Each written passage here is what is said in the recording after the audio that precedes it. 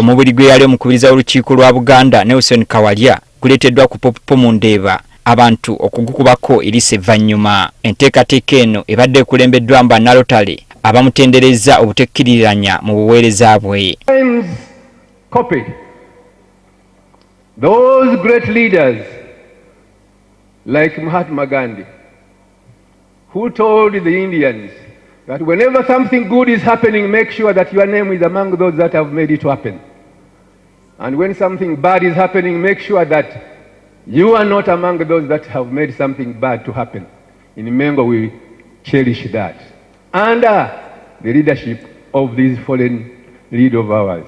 PDG Nelson embodied this spirit, and his dedication and support to our club will never be forgotten. He had a heart of God and a willingness to lend a helping hand in whatever form possible. Bategeezezza ngono bwabadde mpajiruwaga mu buweereza bwa Rotery. As Rotaractors, we have been challenged to be the best versions of ourselves as we thrive to make the world a better place than we found it.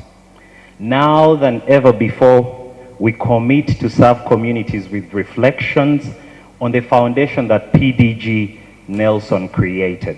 Katikkiro wa Buganda yawummula Joseph Mulwanyamulise Mwogerere ne yaliko minisita wa guno naguli mu gavumenti eya wakati Abdul Nadduli nabo boogedde ku mugenzi. Abadayagala nnyo ensi ye ate abadayagala nnyo n'eggwanga ly'e Buganda. Adde mukozi nnyo. Twakolako naye nga minisita era netukolako naye nga mukubiriza wa lukiiko lwa Buganda. Naye nga mu buli ngeri olaba omuntu alina omukwano omumalirivu. Kano mu bantu abaakola omulimu omunene ng'oli atudde ku ntebe y'obukulembeze ono nga ye mukubiriza w'olukiiko, great speaker eri olukiiko, bankubadde babadde bawummudde naye balese eggwanga lya Buganda litambula. Era ne mumulira bakwano olwaleero nyiiga nga onyeegulukuka olw'abakungu abo. Ab'ennyumba y'omugenzi bamutendereza ku ngeri gye yabakuzaamu. And each time any of us did anything naughty, he would discipline us with love. He would smile first, and that disarms you, and then he would talk to you like a father does. Anet Kawalya Namwandu annyonnyodde ng'abba bw'aludde ng'anafuye wabula nga yeewala nnyo okutwalibwa mu ddwaliro. Naye nga kwegamba abadde nga weewaawo nga tulina omukolo guno agw'amaanyi nnyo ate yanafuwamu awo nga naye bwe mugamba nti tugende mu ddwaliro ng'agaana edda bwe naagenda mu ddwaliro I might not come back.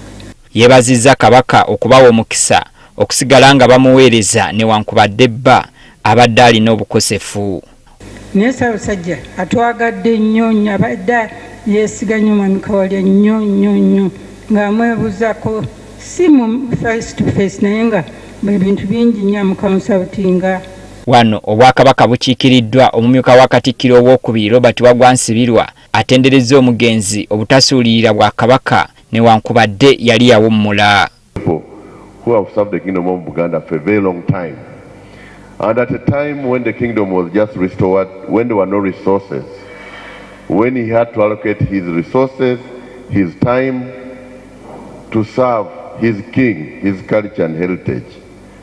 And he found time, even up today, even up to Saturday, he had the time and was giving resources to serve his king.